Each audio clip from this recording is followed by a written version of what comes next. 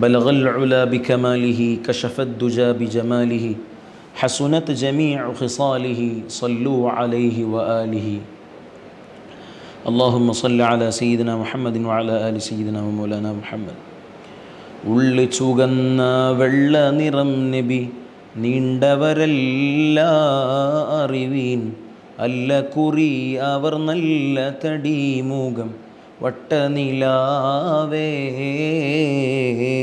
ಕೆಂಪು ಮಿಶ್ರಿತ ಹಾಲ್ಮೈ ಬಣ್ಣದ ಉದ್ದವು ಏರದ ಸುಂದರ ದೇಹವು ಕೊರತೆಯೇ ಇಲ್ಲದ ಚಂದಿರವದನವು.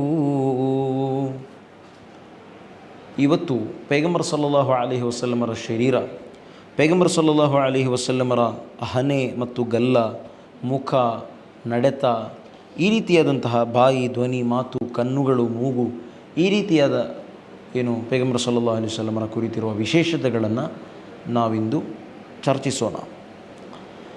ತಲಪಾಡಿ ಅಥವಾ ಕರ್ನಾಟಕದ ಗಡಿಯಲ್ಲಿರುವಂತಹ ತಲಪಾಡಿ ಜುಮಾ ಮಸೀದಿಯಲ್ಲಿ ಅಂತ್ಯ ವಿಶ್ರಮಗೊಳ್ಳುತ್ತಿರುವ ಬಾಪುಂಜಿ ಉಸ್ತಾದರ ಬಗ್ಗೆ ನೀವು ಕೇಳಿರಬಹುದು. ಬಾಪುಂಜಿ ಉಸ್ತಾದ್ ಅಂತ ಹೇಳಿದರೆ ಹಳೇ ಕಾಲದ ಒಬ್ಬ ಉಲೆಮಾಗಳು. 1850ರಲ್ಲಿ ತೀರಿ ಹೋದ ಮಹಾನುಭಾವರು, ಕಾಜಿಗಳಾಗಿದ್ದರು, ದೊಡ್ಡ ವಿದ್ವಾಂಸರಾಗಿದ್ದರು. ಅವರನ್ನು ಮಲಯಾಳಿಗರು ಮಲಯಾಳದ ಬಡಗಣ ಶ್ರೇಷ್ಠ ಕವಿ ಅನ್ನುವಂತಹ ಪಟ್ಟದಿಂದ ಅವರನ್ನು ಕರೀತಾ ಇದ್ದರು. ಬಾಪುಂಜಿ ಉಸ್ತಾದರ ಸೊಲ್ಲಲಿಲ್ಲ ಅನ್ನುವಂತಹ ಬೈತ್ ಇದೆ. ಆ ಬೈತ್ ನಮ್ಮ ಊರಿನಲ್ಲಿ ಲಭ್ಯವಾಗುವ ಮೌಲಿದ್ ಕಿತಾಬುಗಳ ಒಳಗಡೆ ಅದು ಕಾಣಬಹುದು. ನಮ್ಮ ಪೂರ್ವಿಕರಾದ ಅಜ್ಜಿಯಂದಿರು ಅಥವಾ ನಮ್ಮ ಅಜ್ಜಿಯರು ಈಗಲೂ ಕೂಡ ಈ ಒಂದು ಗೆರೆಗಳನ್ನು ಅವರ ಮುಂದೆ ಹಾಡಿದರೆ ಅವರು ಕೂಡ ಬಹಳ ಸಂತಸದಿಂದ ಈ ಹಾಡನ್ನು ಹಾಡ್ತಾರೆ. ಸೊ ಅಷ್ಟು ಕೂಡ ಕಂಠಪಾಠವಿರುವಂತಹ ಅಥವಾ ನಮ್ಮ ಪಾರಂಪರಿಕ ಮನೆಗಳಲ್ಲೆಲ್ಲ ಈ ಒಂದು ಹಾಡು ಜನಜನಿತವಾಗಿದೆ. ಉಳ್ಳು ಚುಗನ್ನ വെള്ള നിറം നബി നീണ്ടവരല്ല അറിവീൻ അല്ല കുറി അവർ നല്ല തടിമുഖം ವಟ್ಟನಿಲಾವೇ. ಪೈಗಂಬರ್ ಸಲ್ಲಲ್ಲಾಹು ಅಲೈಹಿ ವಸಲ್ಲಂ ಅವರು ಉದ್ದ ಇರಲಿಲ್ಲ, ಅವರು ಕುಬ್ಜವಾಗಿಯೂ ಇರಲಿಲ್ಲ, ಅವರು ಮತ್ತು ಚಂದಿರ ವದನದಂತೆ ಪ್ರಶೋಭಿಸುತ್ತಾ ಇದ್ದರು, ಬಹಳ ಚೆಂದ ಇದ್ದರು, ಮೀಡಿಯಮ್ ಆಗಿದ್ದರು ಅನ್ನುವಂತಹ ಆಶಯಗಳನ್ನು ಈ ಬೈತ್ನಲ್ಲಿ ಹೇಳಲಾಗುತ್ತೆ. ಅದರ ಕನ್ನಡ ತರ್ಜುಮೆಯನ್ನು ನಾನು ಮೊದಲೇ ಹಾಡಿದೆ. ಪೈಗಂಬರ್ ಸಲ್ಲಲ್ಲಾಹು ಅಲೈಹಿ ವಸಲ್ಲಮರ ದೇಹ ರಚನೆ ಪರಿಪೂರ್ಣತೆಯನ್ನು ಪಡೆದಿತ್ತು. ಕಂಪ್ಲೀಟಾಗಿ ಪೈಗಂಬರ್ ಸಲ್ಲಲ್ಲಾಹು ಅಲೈಹಿ ವಸಲ್ಲಮರ ಬದುಕು ಹೇಗೆ ಜನರಿಗೆ ಚೆಂದವಾಗಿತ್ತು, ಅದೇ ರೀತಿ ಅವರ ಶರೀರ ಆಕೃತಿ, ಅವರ ಎದೆ, ಅವರ ಹೊಟ್ಟೆ, ಅದೇ ರೀತಿ ಅವರ ಶರೀರಗಳೆಲ್ಲ, ಕೈ ಕಾಲುಗಳು, ಮುಖ, ಕೂದಲು, ರೋಮಗಳು ಇವೆಲ್ಲವೂ ಕೂಡ ಚೆಂದವಾಗಿತ್ತು ಮತ್ತು ಸೃಷ್ಟಿಗಳ ಪೈಕಿಯೇ ಒಂದು ಚೆಂದವಾಗಿ ಕಾಣ್ತಾ ಇತ್ತು. ಆ ಪೈಗಂಬರ್ ಸಲ್ಲಲ್ಲಾಹು ಅಲೈಹಿ ವಸಲ್ಲಮರ ಬಾಹ್ಯ ಅವರು ಹೇಗೆ ಚೆಂದವಾಗಿ ಕಾಣ್ತಾ ಇದ್ದರು, ಅದೇ ರೀತಿ ಆಂತರಿಕ ಸೌಂದರ್ಯ ಕೂಡ ಪೈಗಂಬರ್ ಸಲ್ಲಲ್ಲಾಹು ಅಲೈಹಿ ವಸಲ್ಲಮರಿಗಿತ್ತು. ಸೌಂದರ್ಯ ಇತ್ತು, ಜೊತೆಗೆ ಗಾಂಭೀರ್ಯ ತುಂಬಿ ತುಳುಕ್ತಾ ಇತ್ತು ಪೈಗಂಬರ್ ಸಲ್ಲಲ್ಲಾಹು ಅಲೈಹಿ ವಸಲ್ಲಮರು. ಆ ಗಾಂಭೀರ್ಯವನ್ನು ಸಾರುವ ಅನೇಕಾರು ವಿಚಾರಗಳು ಹದೀತ್ಗಳಲ್ಲಿ ಉಲ್ಲೇಖಿಸಲ್ಪಟ್ಟಿವೆ. ಮೊದಲನೇದಾಗಿ ಓದಿದ ಸೊಲ್ಲಲಿಲ್ಲ ಅನ್ನುವಂತಹ ಬೈತೇನಿದೆ, ಅದು ಹದೀತ್ಗಳ ಆಧಾರಗಳಲ್ಲಿ ರೂಪ ಪಡೆದಂತಹ ಒಂದು ಕವಿತೆ ಅಂತ ಹೇಳಬಹುದು. ಪೈಗಂಬರ್ ಸಲ್ಲಲ್ಲಾಹು ಅಲೈಹಿ ವಸಲ್ಲಮರ ಮುಖದ ಬಗ್ಗೆ ಚರ್ಚೆ ಮಾಡ ಹೊರಟ್ರೆ, ಪೈಗಂಬರ್ ಸಲ್ಲಲ್ಲಾಹು ಅಲೈಹಿ ವಸಲ್ಲಮರ ಮುಖವನ್ನು ಯಾರೆಲ್ಲ ಪೈಗಂಬರ್ ಸಲ್ಲಲ್ಲಾಹು ಅಲೈಹಿ ವಸಲ್ಲಮರ ಬಣ್ಣವನ್ನು ಹೇಳಿದ್ದಾರೆ, ಮುಖ ಬಣ್ಣವನ್ನು ವಿಶ್ಲೇಷಿಸಿದ್ದಾರೆ, ಅದನ್ನು ವಿವರಿಸಿದ್ದಾರೋ ಅವರೆಲ್ಲರೂ ಕೂಡ ಚಂದ್ರನಿಗೆ ಹೋಲಿಸಿದ್ದಾರೆ ಅನ್ನುವಂತಹದ್ದು ಇಲ್ಲಿ ವಿಶೇಷವಾಗಿದೆ. ಬಣ್ಣದಲ್ಲೂ ರಚನೆಯಲ್ಲೂ ಆ ವದನಕ್ಕೆ ಚಂದ್ರನೊಂದಿಗೆ ಸಾಮ್ಯತೆ ಇತ್ತು ಅನ್ನುವಂತಹದ್ದೇ ಇದರ ಉದ್ದೇಶ. ಇದು ಕೇವಲ ಆಲಂಕಾರಿಕವಾಗಿರಲಿಲ್ಲ. ಅವರ ಮುಖ ಪೂರ್ಣ ಚಂದ್ರನ ಬೆಳಕನ್ನು ಸ್ಫುರಿಸುವ ಮುಖವಾಗಿತ್ತು.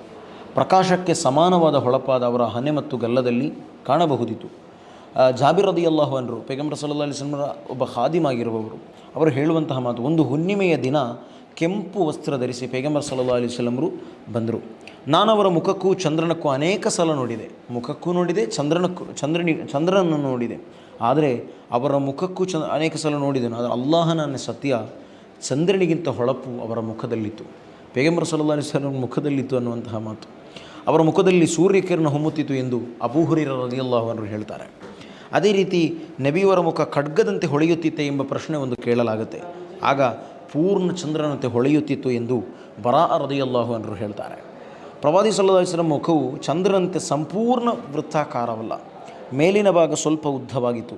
ಆದರೆ ಆ ವೃತ್ತ ಹಾಗೂ ಉದ್ದದ ನಡುವೆ ಹೊಂದಾಣಿಕೆ ಇತ್ತು. ಆ ವೃತ್ತ ಮತ್ತು ಉದ್ದದ ನಡುವೆ ಹೊಂದಾಣಿಕೆ ಇತ್ತು.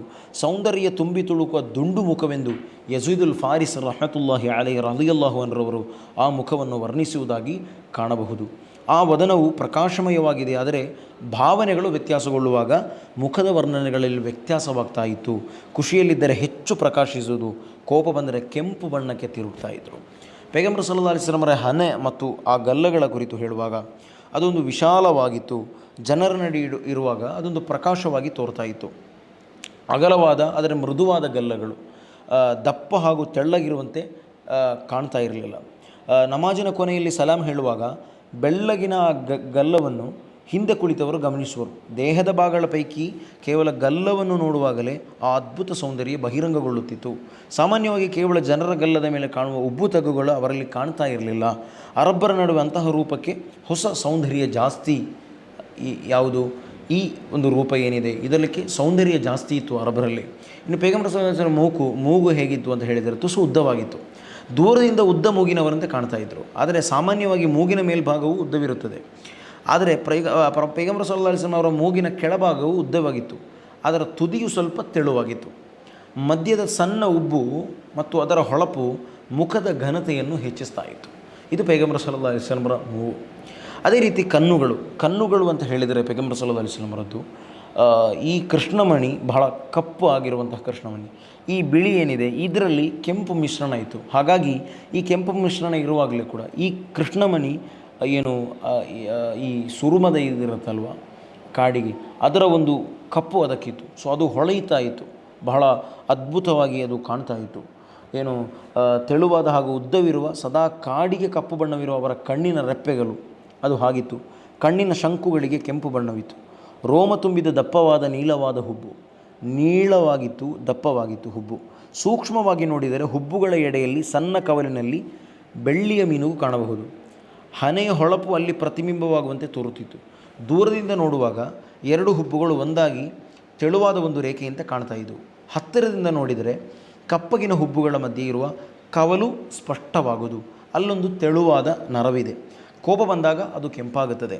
ಆ ಸಮಯದಲ್ಲಿ ದೂರುವವರೆಗೂ ಅದು ಗೋಚರವಾಗುತ್ತೆ ಅನ್ನುವಂತಹ ಮಾಹಿತಿಯನ್ನು ಪೈಗಂಬರ್ ಚರಿತ್ರೆಗಳಲ್ಲಿ ಪೈಗಂಬರ್ ಸಲ್ಲಲ್ಲಾಹು ಅಲೈಹಿ ವಸಲ್ಲಂ ಶಮಾಯಿಲ್ಗಳಲ್ಲಿ ಕಾಣಬಹುದು. ಇನ್ನು ಬಾಯಿ, ಧ್ವನಿ ಮತ್ತು ಮಾತು ಹೇಗಿತ್ತು ಅಂತ ಹೇಳಿದರೆ ಪೈಗಂಬರ್ ಸಲ್ಲಲ್ಲಾಹು ಅಲೈಹಿ ವಸಲ್ಲಂ ಬಾಯಿಯು ಅಗಲವಾಗಿತ್ತು, ತುಟಿಯು ಉದ್ದವಾಗಿತ್ತು. ಅಗಲವಾದ ಬಾಯಿ ಸ್ಫುಟವಾದ ಮಾತುಗಳ ಹೊರಬರುವುದಕ್ಕೆ ಸಹಾಯಕವಾಗ್ತಾ ಇತ್ತು. ಹಾಗಾಗಿ ಪೈಗಂಬರ್ ಸಲ್ಲಲ್ಲಾಹು ಅಲೈಹಿ ವಸಲ್ಲಂ ಅವರು ಅಫ್ಸಹ್ ಅಂದರೆ ಅರಬಿಗಳಲ್ಲೇ ಅತಿ ಸಾಹಿತ್ಯ ಸಂಪುಷ್ಟವುಳ್ಳ ಒಬ್ಬ ವ್ಯಕ್ತಿಯಾಗಿದ್ದರು. ಲಾದನಿಂದ ಮಾತನಾಡುವ ಅಂದರೆ ಆ ಅರಬ್ ಸಾಹಿತ್ಯವನ್ನು ಬಹಳ ಅದ್ಭುತವಾಗಿ ಮಾತನಾಡ್ತಾ ಇದ್ದರು. ಸಾಹಿತ್ಯ ಒಳ್ಳೆಯದಾಗಿ ಬಲ್ಲವರಾಗಿದ್ದರು ಪೈಗಂಬರ್ ಸಲ್ಲಲ್ಲಾಹು ಅಲೈಹಿ ವಸಲ್ಲಮರು. ಈ ತುಟಿಗಳ ಮತ್ತು ಬಾಯಿಗಳ ಮಧ್ಯೆ ಇರುವಂತಹ ಹಲ್ಲುಗಳು ಅದು ಮುಗುಲ್ನಗುವಾಗ ಹೊಳೆಯುತ್ತಾ ಇತ್ತು. ಅದೇ ರೀತಿ ಬಾಚಿ ಹಲ್ಲುಗಳ ನಡುವೆ ಸಣ್ಣ ಅಂತರವಿತ್ತು. ನಗುವಾಗ ಹತ್ತಿರದ ಗೋಡೆಗಳ ಮೇಲೆ ಪ್ರಕಾಶ ಬೀರುವಂತೆ ಭಾಸವಾಗುತ್ತದೆ ಎಂದು ಸಹಾಬರು ಕೂಡ ಹೇಳ್ತಾ ಇದ್ದರು. ಪೈಗಂಬರ್ ಸಲ್ಲಲ್ಲಾಹು ಅಲೈಹಿ ವಸಲ್ಲಂ ಶುಚಿತ್ವಕ್ಕೆ ಬಹಳ ಪ್ರಾಧಾನ್ಯತೆಯನ್ನು ಕಲ್ಪಿಸ್ತಾ ಇದ್ದರು, ಬಹಳ ಹಲ್ಲುಜ್ತಾ ಇದ್ದರು. ಒಂದು ಹದೀತ್ಗಳಲ್ಲೇ ಇದೆ, ನನ್ನ ಉಮ್ಮತಿಗೆ ಹಲ್ಲುಜ್ಜುವುದು ಒಂದು ಕಷ್ಟಕರವಾಗಿ ತೋರದಿದ್ದರೆ ನಾನು ನಿಜಕ್ಕೂ ಕೂಡ ಪ್ರತಿಯೊಂದು ನಮಾಜಿನ ವೇಳೆಯಲ್ಲೂ ಕೂಡ ನಾನು ಅವರಿಗೆ ಇದನ್ನು ಕಲ್ಪಿಸ್ತಾ ಇದ್ದೆ, ನಾನು ಅವರಿಗೆ ಆದೇಶವನ್ನು ನೀಡ್ತಾ ಇದ್ದೆ ಎಂದು ಪೈಗಂಬರ್ ಸಲ್ಲಲ್ಲಾಹು ಅಲೈಹಿ ವಸಲ್ಲಂ ಹೇಳ್ತಾರೆ.